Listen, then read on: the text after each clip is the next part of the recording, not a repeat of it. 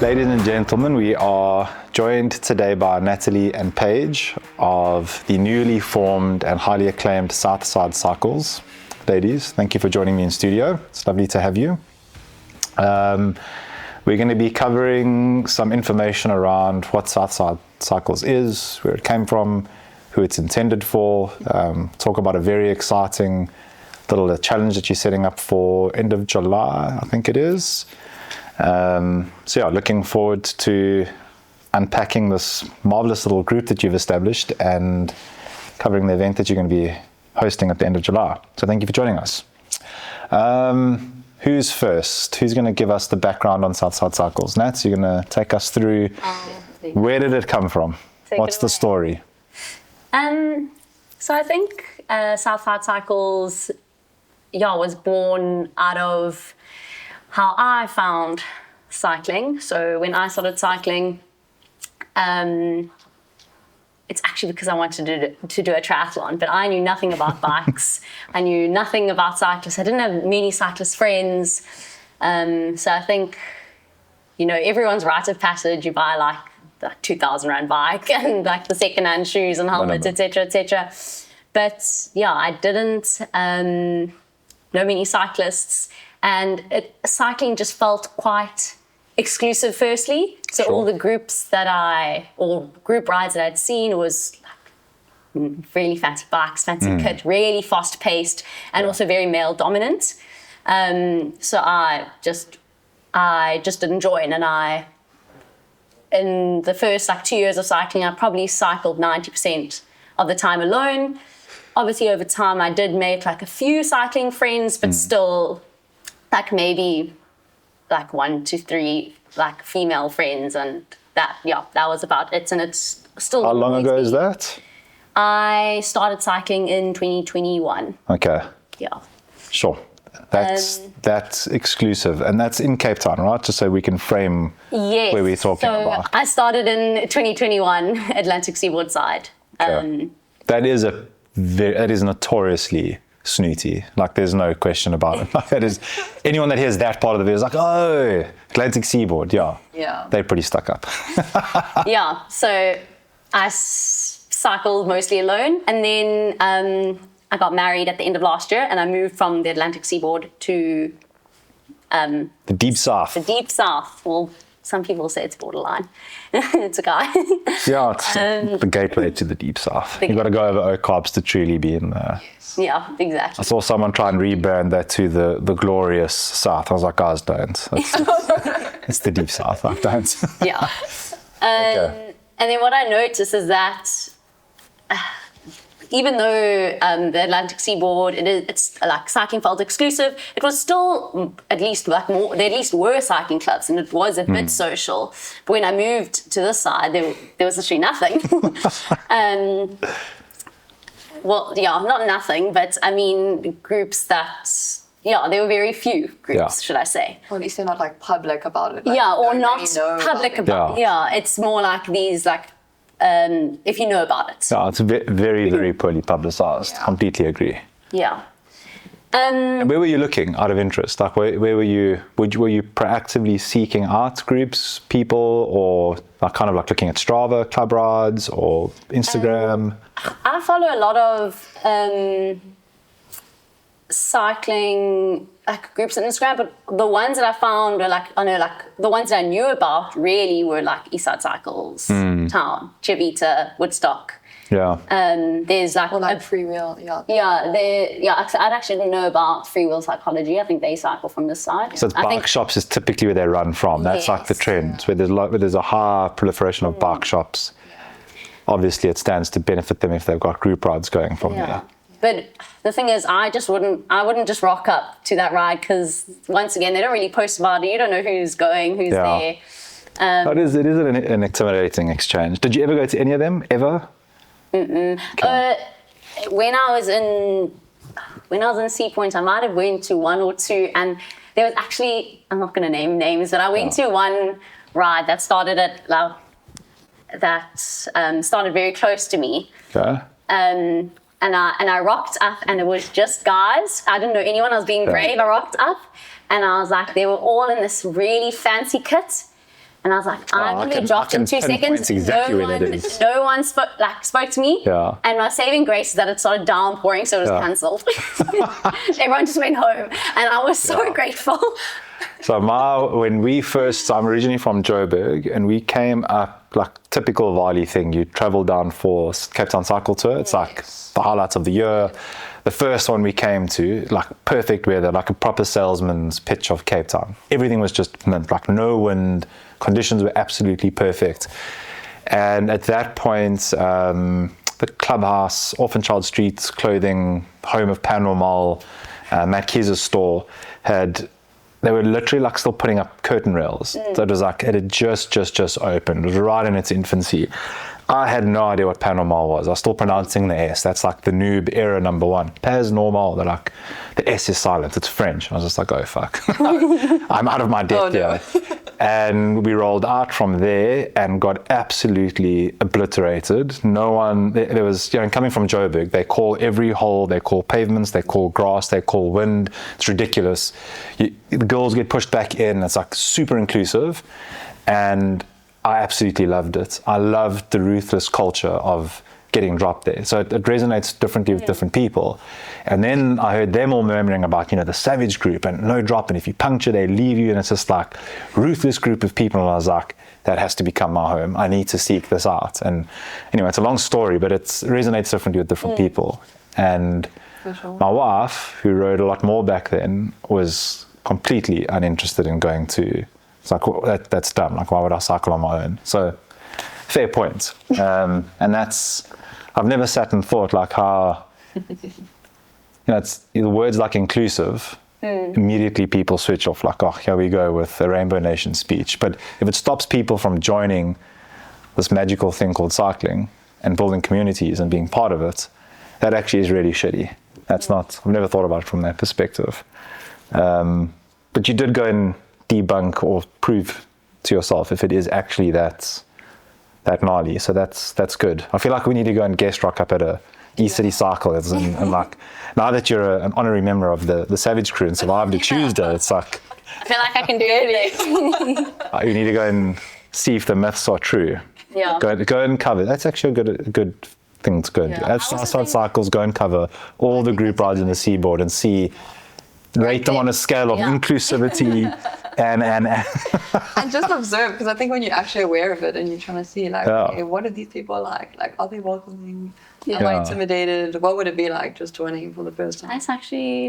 It would appeal to different parts would appeal. I mean, a lot of people, I remember reading a remark in Steve Bartlett's book, Diary of a CEO, where they speak specifically as a marketing tactic to only appeal to the 20% and alienate the 80, because that activates the 20.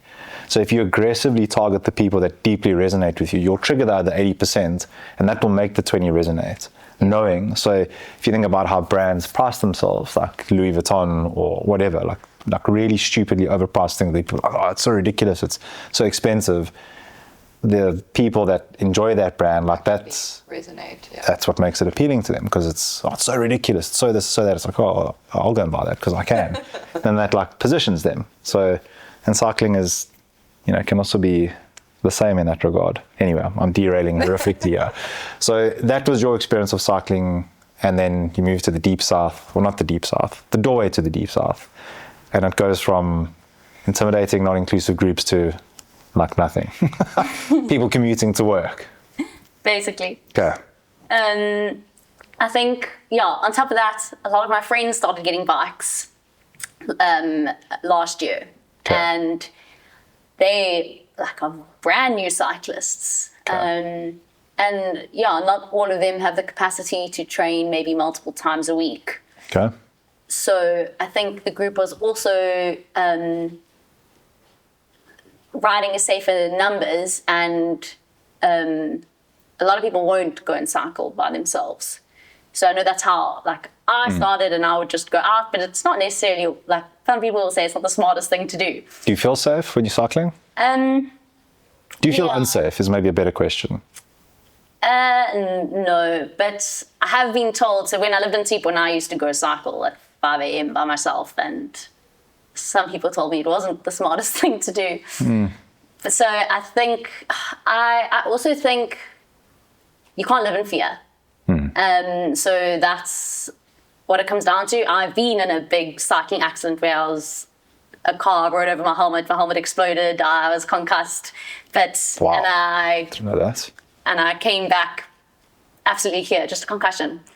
When I was sent to the emergency room, they did a CT scan, and they had my now husband showed them the picture of my helmet, what it looked like, and basically it was a miracle that my head was fine. What helmet were you wearing? I feel like we need to know. So actually this Major brand endorsement rating. It actually wasn't. It was the first helmet. So this was 2023. I don't even know I don't even think it was a brand helmet. So I don't think it was that great. So less of a product placement and more of a godly intervention. I had a really nice helmet because then I think I would be able to get around, but it wasn't. So it wasn't a great helmet, to be honest. Guardian angels were working overtime.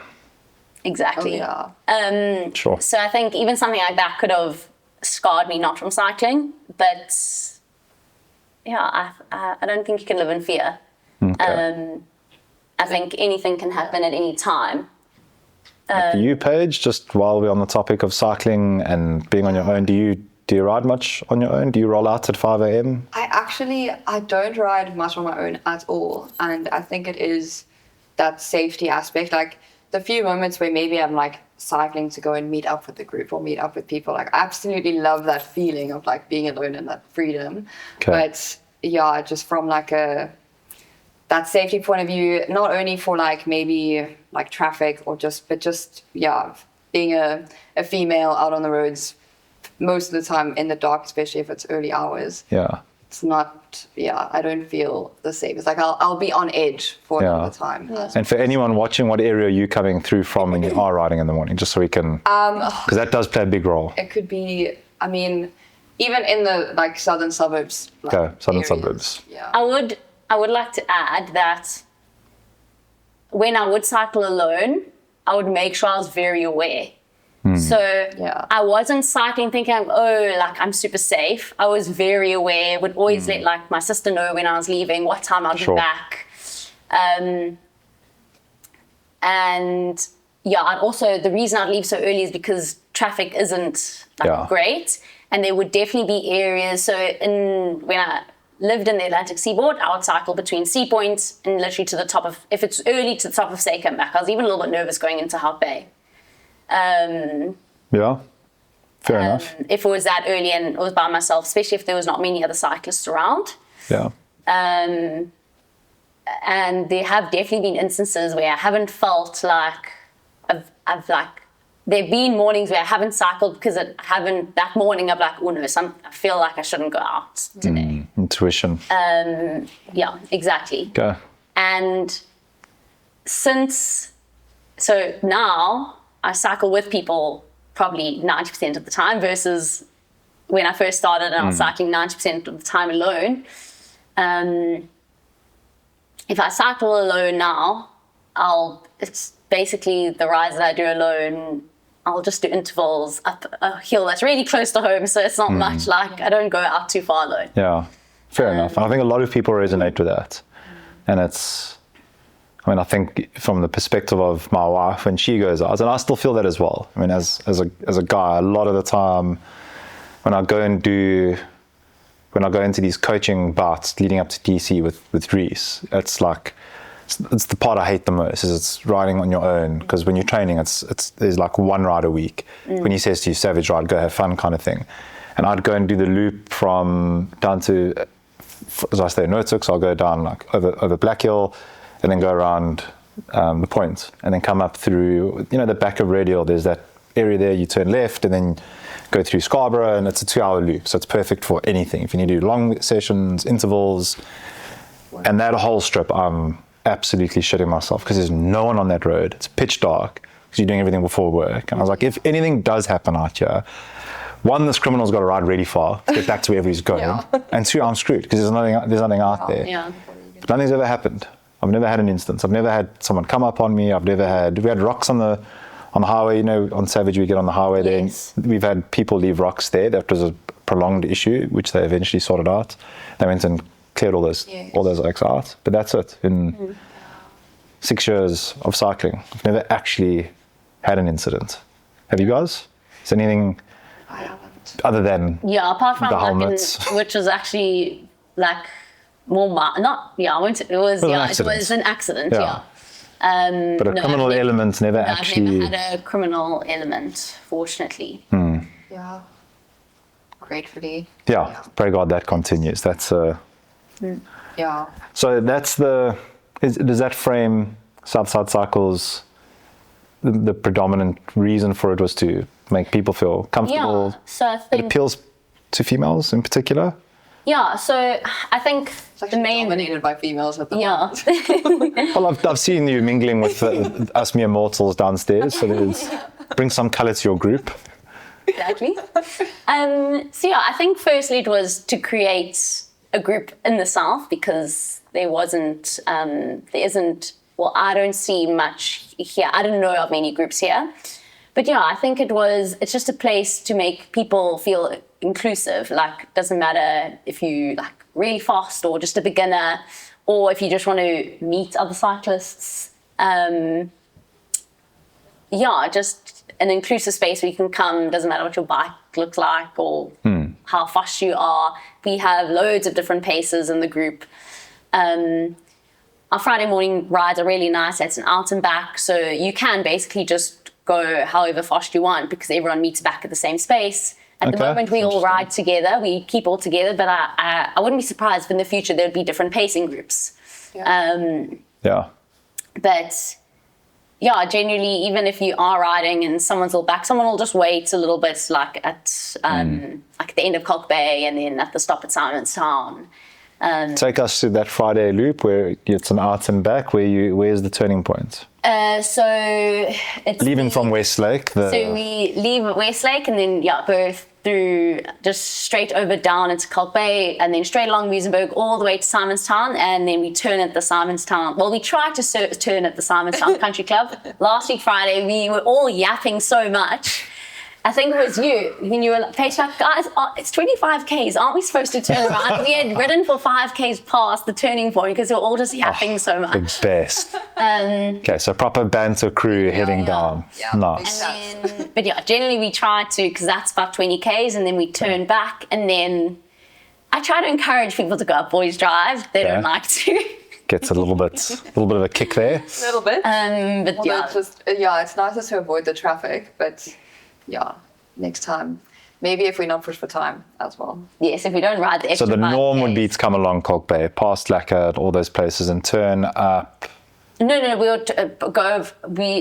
In my idea was to go up Boys like from Olympia Cafe. Oh, Yeah. There you are. So before you even get there. Yeah, that is. I know there's that little kick there. I can see Paige's face is like, yeah, that one. But it's. I mean, they get easier every Friday, right? There we go. That road has. Because we used to stop at Lacquer for coffee, and that would be the end of the ride, and then you'd go home from there. Yeah. And I got hit by a car on the way there at like 6:30 in the morning on just after Fishhook. There's that robot along that road there, and it's just too narrow. It's gotten, it's like bursting at the seams. I mean, you guys know living in the southern suburbs, it's just like non-stop, and it's more and it's more and everyone's going there. And I don't know why, but I feel as a cyclist going through there like a leper. It's like people hate you. Oh, yeah. It's ridiculous. At Lacquer, we have our bikes parked there, and it's like there's nowhere to put them. The guys aren't catering for cyclists either, putting like bars out or anything.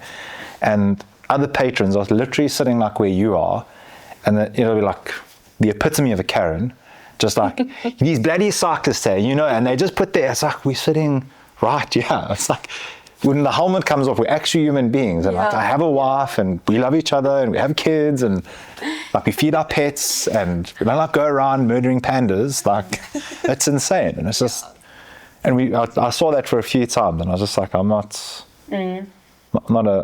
keen to go there anymore. I think the worst thing for me is those taxis Like they don't know what keep wide of the rider is. I feel like they sometimes like swipe my sleeve a little bit. They get so close to me. I literally freeze while they come past. They sometimes come so close. Like and early in the morning they fly down there. They overtake. When I run that Kalk Bay on Wednesdays, you see them overtaking solid. No, it's just ridiculous. Anyway, that's a chaos. Yeah, that's a story for another day. But what you must do, Brendan Stevens, who sits in there, and he's the founder of Savage. He phones Cape Town, must get the number actually, but he DMs City of Cape Town, phones and DMs Jordan Hill Lewis actually, and tells them when he has these experiences, like especially what was happening on the highway there.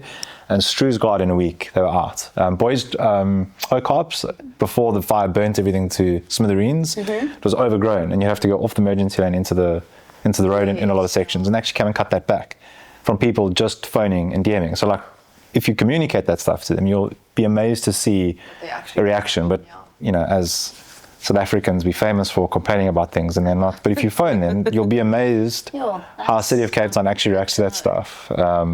Everything we've called and mentioned, they've reacted to, for what it's worth. I don't think, and you'll see Metro there at some mornings, policing the taxis going through there because it's nuts. It's like it's become chaos. Anyway. It's a story for another day, but safety in numbers, right? I mean, I'm sure you feel when you're going through as a group, it does force people to take less risks around you as a cyclist on your own. Oh yeah. And that must feel like a lifeline, as opposed to riding on your own. And boys drive, have you guys done boys drive, or last time you skipped it, did you guys go straight? Yeah, we went straight, but I have done boys drive. So that's quite nice. No, it is also a bit tight, but it's a nice road. Oh yeah. Yeah, and I think early in the morning there will be more cars along Muizenberg than there are on Boys Drive. Yeah. Yeah, because we're back before 7. We get back to. And when you go the opposite way, you must try and trigger the speed trap. Have you seen that? Have you seen the camera there? Yeah, you can trigger that if you go over. Oh my gosh. Yeah. Have to the group of us. Just a random, reckless Friday mission of yours. Because in the morning it's dark, so you'll see the flash. Yeah.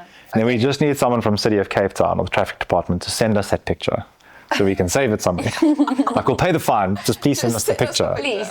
So I've had the idea, and I haven't acted on it yet, to get a number plate and put it on the front of the bike and see if we can trigger it, because then they'll send you the fine. So I just have to take the number plate off my car, illegally put it on my bicycle, go and do this and hope nothing terrible goes. That sounds like a proper mission. I mean, take the number plate off my bike rack. Oh, there you go. Yeah, that could work.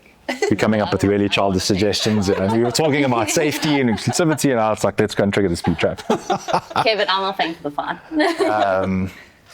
Okay, so Fridays you guys head out to Simonstown and back, so it's a 40k loop. Yeah. Unless there's good banter, then it's a 45, potentially. Yeah. You guys end back in Westlake, and that's what time are people finishing up their coffees? We get back at the Active Hobo in Westlake at 7, and then... that's reasonable.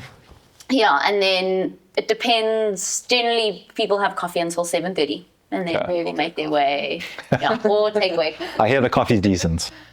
Phenomenal. Okay.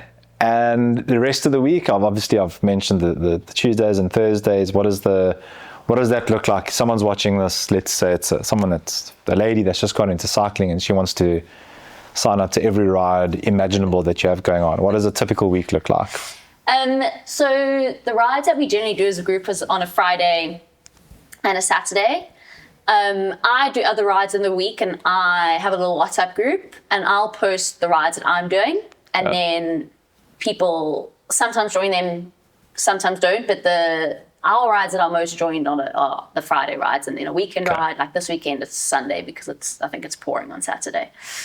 Yeah, we don't talk about the weather at the moment. That's okay. So the Friday is that's the no matter what ride, and then is it often both days of the weekend, or will it normally be just one? Depends how busy people are, but we generally do have a good group of people that come on the weekend.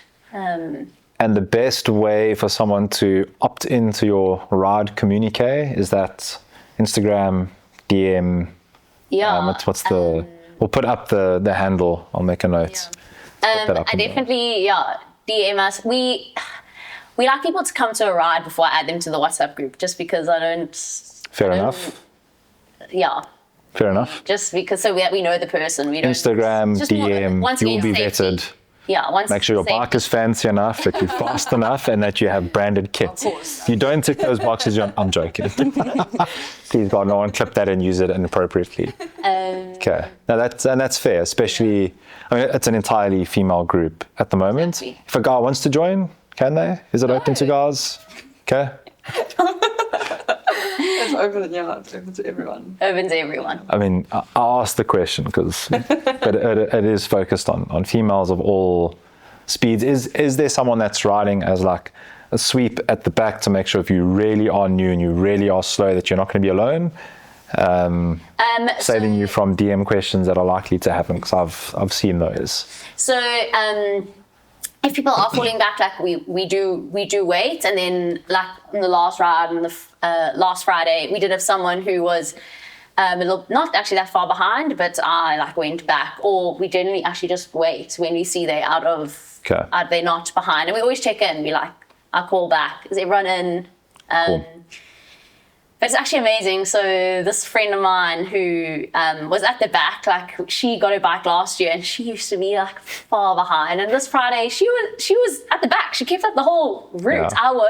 I was shocked because she only rides.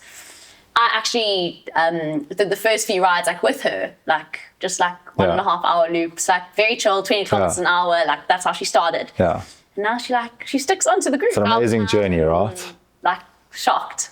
And have you heard anecdotal, you don't have to be specific, from the ladies that have, I mean, you said everyone's pretty new to cycling. Yeah. I mean, what's like the general feedback from people about cycling? Why do they love it? Do they love it? What is it? What's some of the feedback? I mean, I know for me and a lot of people around in my circle, cycling literally changed and saved people's lives. What's been some of the feedback from the ladies? I think for ladies, I think a big aspect is like moving your body, but doing it in community. So yeah, I think community is like a big thing. Like making friends, but doing something that you love and moving your body. And I think exercise in general brings so many health benefits. Obviously, like physically, but also like just your mental health. Sure. Free therapy. Exactly. It's like the big social most of the time. Like, and you get your coffee either during the ride or after the ride. I mean, that's one of the main reasons why I'm cycling. But yeah. And a lot of people just don't know that. A lot of people that aren't in cycling don't realize, because like most people frame their exposure to cycling around like running. So most people are like, okay, I'm going to get fit. What do? They go to the gym or they'll go and run. Yeah.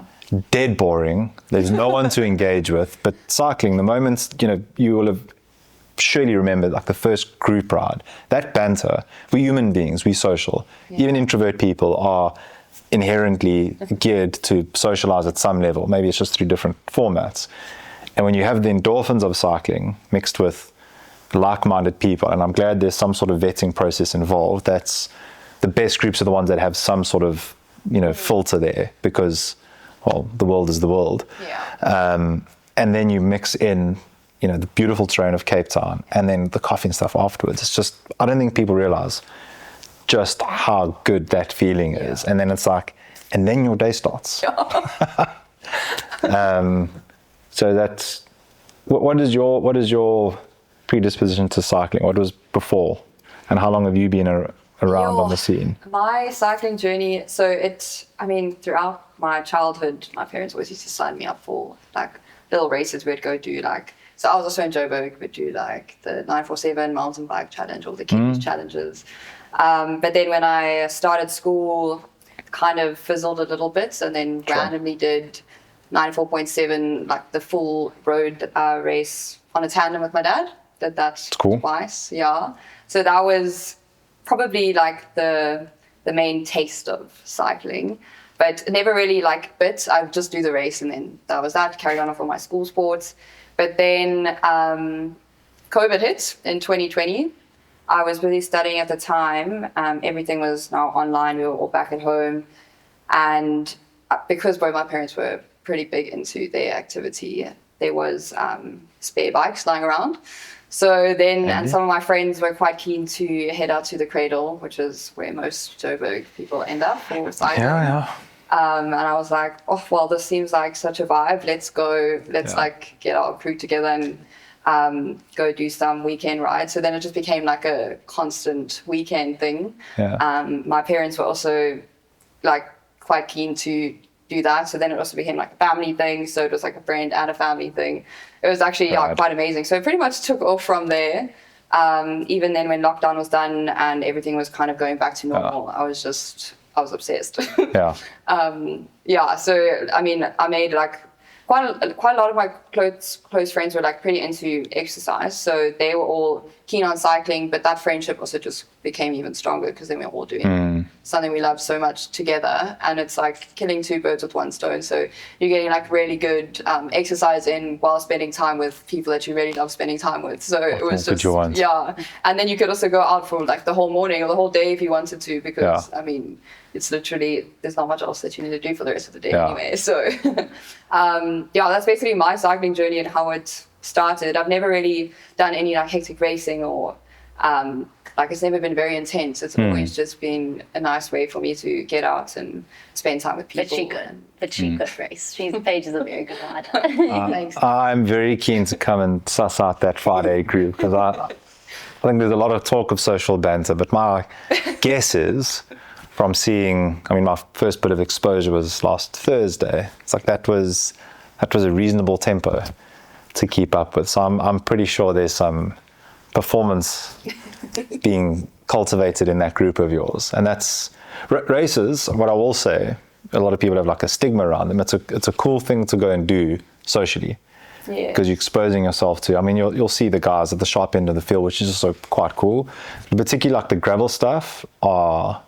I know you've mentioned gravel, you're on road bikes at the moment, but that gravel scene, the vibes are off the scales. It's because you're going away. So now you got that same dynamic, but you're in Greyton or McGregor or wherever, and you're there for the weekend.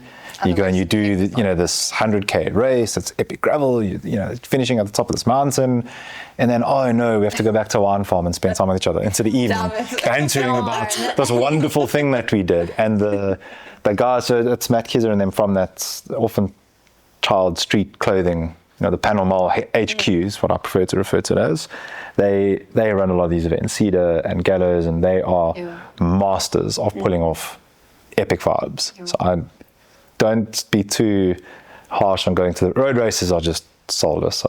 Oh my god, there's absolutely nothing there. Well, or Tour de Cap. Reichardt will tell you Tour de Cap. Have you heard of Tour de Cap? It's a stage race it's the only road stage race I know of, other than the Panorama Tour, and you guys have to enter it.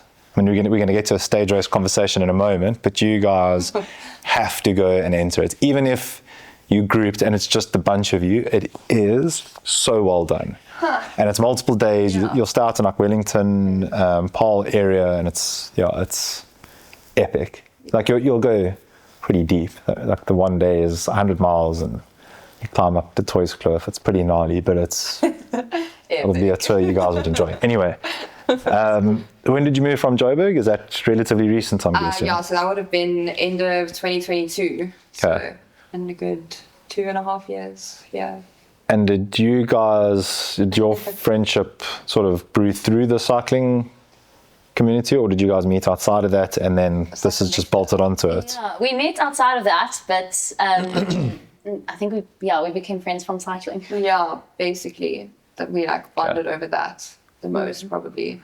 So the reason I asked that, again, personal experience, our entire social circle moving from Joburg to Cape Town is cyclists, and people talk about it's cliquey in Cape Town, and it's like because people don't drink 7 hours of the day they socialize through activities.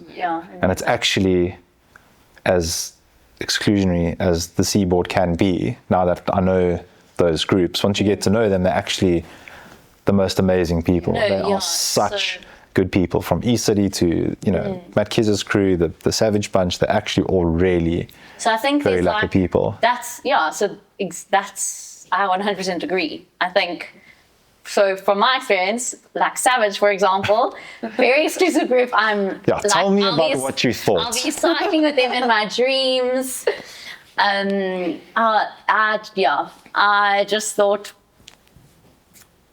yeah, I just felt like this very exclusive group. I wasn't invited. And also just from pictures, it felt like, I was like, oof, no, this is boys club and they're going super fast. I heard stories about that people like carbolo, or they probably do. They carbolo, they like... Fuel for a Tuesday, 100%. They go to sleep an hour before and then I'm just going to get dropped in 2 seconds. It just felt like it was completely out of my league. And then I joined last week Thursday and everyone's actually really nice. Maybe we need to edit that out. Then we'll be happy with this. Diluting the value of my brand. So I think, yeah, so it does live up to its name. Like people are fast, and I think you have to also understand what it is. Like I joined this morning Tuesday, and I was like, I know I'll be able to stick with the group until C points. But then people are there to ride. I don't expect people to wait for me. They're going to go. But from C Point back to Active Hobo, like it's a safe ride. Yeah. So I just invited Paige, and we had Tracy also riding with us, but she just stopped at C Point.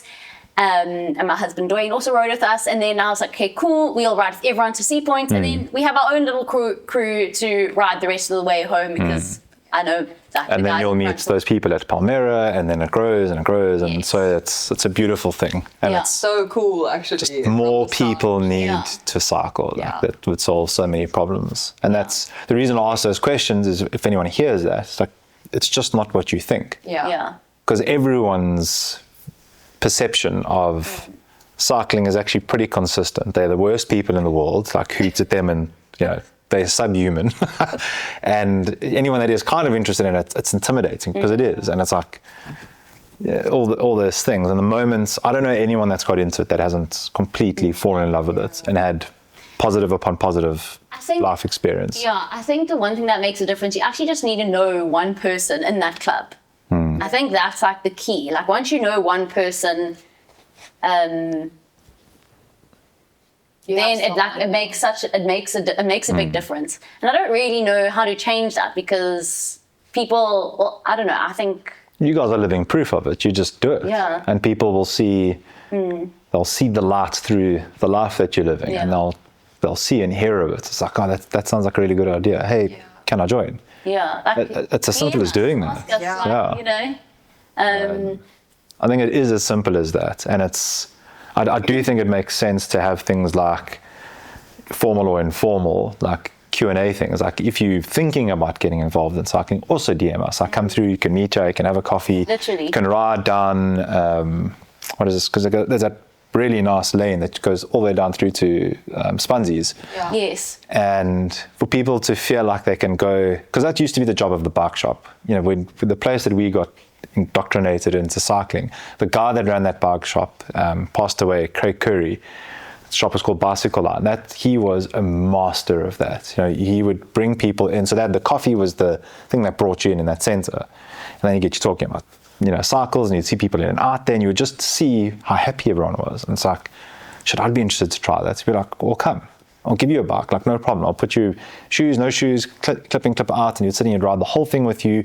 No agenda, no like, here's the quote waiting. That is the job of the bike shop, is to expose people to it. But that's changed over the years. It's become very transactional and very like, it's appealing to the 1%. And like, let's be real, Sportsman's isn't going to run an introduction course to anything for anyone from their store. And neither, Cycle Lab does a job to a degree, but not really. And that's fallen by the wayside. And it's groups like yours that says, I'm sure we can figure out bikes if ever anyone wanted to, but that's what is needed, particularly in the South. Yeah, like I definitely think like it is actually something I've been thinking about, to do like a little cycle school, like just an hour ride. Like, I don't know, probably still early, I guess. You don't want traffic with people, not too many people, because you want to be able to cycle with that person, I guess. Yeah. Just like, I don't know, like Wednesday morning, just an hour ride, go really slow, like just 20 kilometers an hour, practice cleating, uncleating. Yeah. All those little things. Yeah. Have you bailed not cleating out? I have to ask. Have you fallen? Yeah. Okay. Yeah. First time I bailed. At a robot. Okay. That's also good for people to know. Like you will bail. You will bail. And it will be okay. So one of my friends, that's basically what I did. I did cycle school with her, and we used to ride around to just Constantia because there's always a bike lane. It's quite nice. I didn't go anywhere near to get used to it. Anywhere with traffic. Yeah. And just 20 kilometers an hour, just like an hour and a half loop. Did you enjoy the first time you rode? Can you remember? Can I tell you the first time I rode my bike? I remember it as clear as day. So when I started cycling, I knew nothing, but I wanted to do a triathlon. That's what is like, it ignited my spark. But it's such an extreme starting point. I wanted to do triathlon. I don't know. Actually, I don't I'm know going to cycle. But I was like, okay, I need to cycle.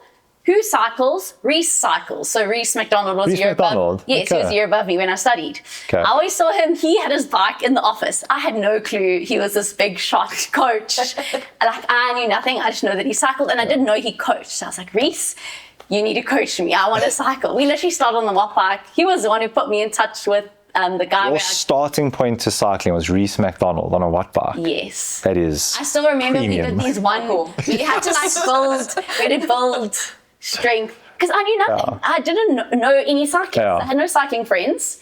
I didn't know to ask. I just knew Reese because he always had his bike in the office. Because Reese is extreme. Reese is badass. So, he was the main antagonist this morning, dropping everyone. You can ask him. Yeah. I didn't have That's a who's on the bike. front. He helped me buy my first bike. That is He insane. put me in touch with the guy who owned a little place in Woodstock, and I bought my bike, my shoes, my helmet. I bought everything for 5,000 rand. Sure. Well, that's. I still have the same included. shoes though. That's Yeah, it was- impressive. that bike, I Jeepers. think was 2,000 and something. Good for I was people like, to I know wanted that the that's- cheapest bike in the Yeah. shop. And that bike served me well for 2 years until Yeah. Reese was like, no, it's time to Time get to rid of this upgrade. guy. But it's like the perfect way to get into it. Yeah, because I mean, I think that is a big barrier for a lot of people to get into it. It's like the first thing people say is like, oh, cycling is just so expensive. And it is. And It is. It is. But you can get in There's at other options. $5,000. Yeah. Yeah. That is a big barrier. A lot of people talk about it often, and that's. I was even I'd be interested. I'd be interested if you went back to that store to see what the $5,000. What is that entry level package now? He just sells secondhand bikes. I think he sells expensive bikes okay. as well. Yeah. But I just asked, what's the cheapest bike you have? And someone must have given it to him and he was trying to resell it. Yeah, good. And that's okay. I think that's like the point. Like you don't have to start with, Yeah. top of the range everything. You really don't. It's nice to. It's actually better to not, and then you'll appreciate the step change Anyway, upgrades. so then I was on the watt bike for a bit, and then that's why. And then it was COVID, and I stopped cycling for a bit, and I went to Durban, and I came back, and I had got the bike, but I think I may have ridden it like once or twice. Yeah. But my first cycle, oh my gosh, was I cycled with my friend, and she's like, no, I'm going to introduce you to Cape Town cycling. She took me up to the top of Chappies and back from Sea Point. It took me 4 hours. Wow. From the Sea Point to the top of Chappies, it took me 4 hours. I could not walk for 2 days. One way or both No, ways? both ways. Yeah. Okay. So That's. it wasn't, what is the top of Chappies? Must have Sea been. Point to top of Chappies. Oh, I mean, you got Seikaborsi. Yeah, and so I you got did Chappies. Seikaborsi, I mean, that's a pretty And can I tell gnarly you, I place to stopped start. So on the way back from Chappies, I had to stop in the middle of Seikaborsi. I don't even know how I started again, but I couldn't get up that hill. Which, if I think about it as a starting point, I mean, that's a big ride to start. Pretty. And it didn't put you off. Did that No, it just didn't put me off. I was like, okay, stoke cool, the we fire go for there. you? Yeah, that's a great first story. I can't top that at all. And the rest is history, as they say. The rest is history. I was actually going on Strava the other day, and if I scroll back, I have pictures from that ride. Please share them with us so we can put it up as B-roll. That would be good to see. So that is okay. We've got up to present day. Paige, you guys have got something quite ambitious lined up for the end of July, which I think is the coolest flipping thing I've heard of in a long time. Why don't you tell us what you ladies are up to at the end of July? So, I mean, obviously we know that during this time of the year, Tour de France is quite a big thing within the cycling community. And I mean, it is a big thing. It's super entertaining. It's really cool to watch and get involved in that. But I think, very recently, Tour de Femmes or Tour de France Femmes has been a big thing as well. So we were thinking, well, why not like bring more attention to that race in itself? And I mean, a big dream of mine is to one day go to France and actually attempt some of these routes, and maybe even be like, do something where you ride like a little bit of the route before the actual race and then support it. And I mean, that is on the bucket list, but I figured if I can't do that right now, why not still be a part of it, like where I am right now, and bring everyone else on board, or bring as many people as possible on board. So what I ended up coming up with is a little bit of a challenge. Working on the name, but I guess it'll be something along the lines of Tour de France Femmes 40. And the reason for the 40 is we want to cover about 40% of the distance that the ladies or the pros will actually be doing on the day. So it's a 9-day stage race, and we want to complete 40% of their distance. So their day one, you're going to do 40% of that day, and so it will go on. Yes. So from the 26th of July to the 3rd of August. Yes. So sick. Yes. That is amazing. So mainly to get other females inspired, get them on the bikes, bringing community together. So my whole family, there's 5 of us in our family, also big into exercise and cycling, so they'll all be taking part in the challenge. So our little challenge for everyone else would be to... Everyone welcome to join. Everyone welcome to join. Will be run out of Westlake, I'm assuming, so there's a consistent place that they can come and do it from. So I think the idea is... It's about the group rides. Yeah, so I think the idea is like anyone can do it. They can do it by themselves or like as a team, and they can do it wherever you are. So if you're in all over the country, just to do the distance each day, but to like once again bring back this whole community idea is that we're going to also be doing, if for those who can, group rides every day. So those group rides will be in collaboration with Southside Cycles, and they'll be every day from the Active Hobo in Westlake. And each day will be different routes. And once again, end back at Active Hobo, community, coffee, and just supporting everyone moving. It's not a challenge, also not just for females, for everyone. It's just to support the female race. Sure. Yeah. But we really want everyone to get involved. And even if you can't do the whole challenge, if you just want to show up just for one ride, like amazing. Come just be a part of the hype. Yeah, just come be a part. Even if you don't ride, if you just want to come for coffee afterwards and support the riders. We'll be showing the Tour de France men and the Femme race downstairs every day from like 3, so we'll stay open until, so you pretty much watch the last 2 hours normally. And we'll do the same for the Femmes. So if they miss the morning, they can welcome to come and watch in the afternoons. I know people aren't, that time is the issue in the afternoons, but there's pretty fast Wi-Fi here. People are welcome to work from here. So for that period of time to bundle in the hype. But that's so sick. I can't wait to, I'm going to be coming back from the Tour de France on the 25th, actually doing exactly that. I got very lucky. Yes, that's go and experience that. So I'll be keen to come back from that straight into the Tour de Femme official calendar, race calendar of Southside Cycles. That is, will you create a Strava group for that specifically? The Strava challenge, actually, I suppose it. Right. Tour de France Femmes. So flippin' cool. Something along those lines. I would imagine a separate WhatsApp group that is less filtered, that can just be mass focused. That's amazing.